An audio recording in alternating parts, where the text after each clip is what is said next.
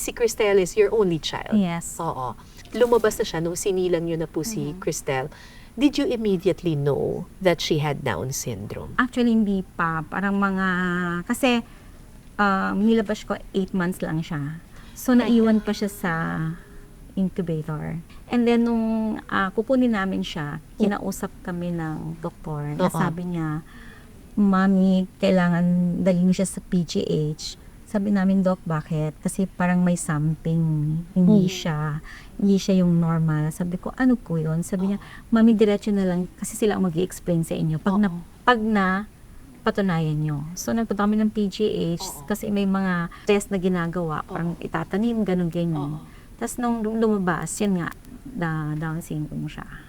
And ano pong naramdaman niyo nung time Ako, syempre, na yun? Honestly. Parang ako, in denial. Hindi na yan. Oo. Pero yung daddy niya, right there and there, sabi niya, anak ko to, mahal ko to.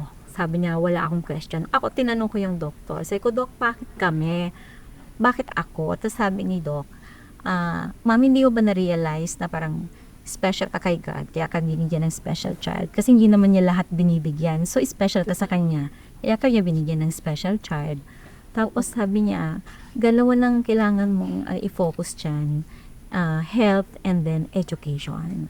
Siyempre, at saka yung support niya sa kanila. Pag nagawa mo yan, magiging okay siya. Which is true.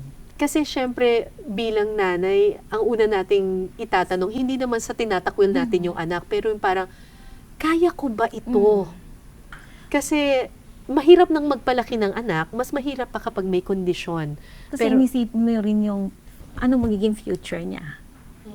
Yun din yung parang, ano magiging future nito? Kaya ba niya? Paano ba? Wala akong alam, parang gano'n.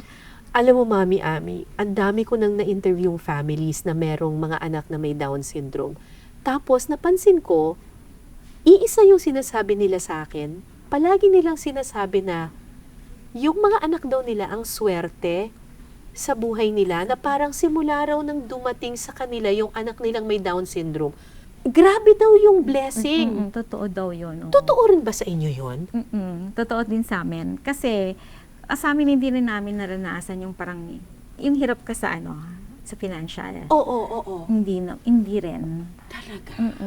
Tapos nung question ko naman nung nawala ang daddy niya. Oo. Pero nung nawala naman yung daddy niya, parang doon naman siya nag-boom. Sabi ko, ito ba yung naging kapalit?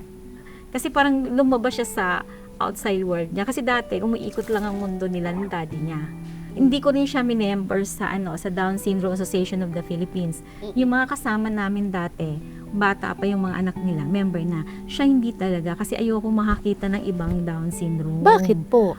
Parang ayoko, sabi ko gusto ko mag-focus lang sa kanya, parang mas yung loob pag nakakita ng iba. Kaya sabi ko, mag-focus lang ako sa kanya. Ayoko makakita ng marami. Okay lang yung unti-unti kasi sa school nila.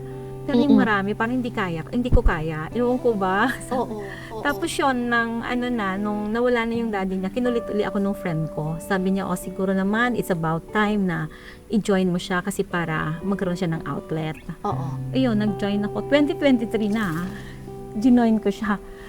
Oh, wow. Lately lang. Lately lang. At ano yung naging pagbabago kay Cristel? Nung ginoin ko siya, di sinend ko yung sinend ko yung picture niya, ganyan. Tapos nung first event na pinuntahan namin is sa Down syndrome, sinama ko na siya kasi yun yung una.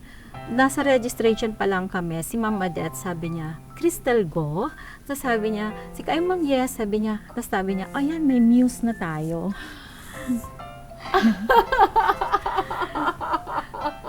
Because you're so pretty. Thank you. Tapos that night, kasi yun yung parang just dance, yung yung event nila. Nanalo siyang Passion ko talaga yung best dancer. Best dancer! Best dancer siya noon. Na best dancer kaagad siya. Nasubukan mo raw magtrabaho. Yes. Anong trabaho mo? Seikis is like, table setting. Table setting. Oo. Tapos, nagtrabaho ka rin daw receptionist sa isang hotel? Yes. Anong ginagawa mo? Naghahatid kami ng 2D sa rooms ng Just guest services. You like working? Yes, kaya di ako napapagod. Hindi ka napapagod. Then, Wala ako nararamdaman mapagod. Nag-OJT ka rin saan? Pintaw ka lang ba? Pidaw ka lang ba? Ano po yun? Person with Disability Office. Office Wow. sa local government.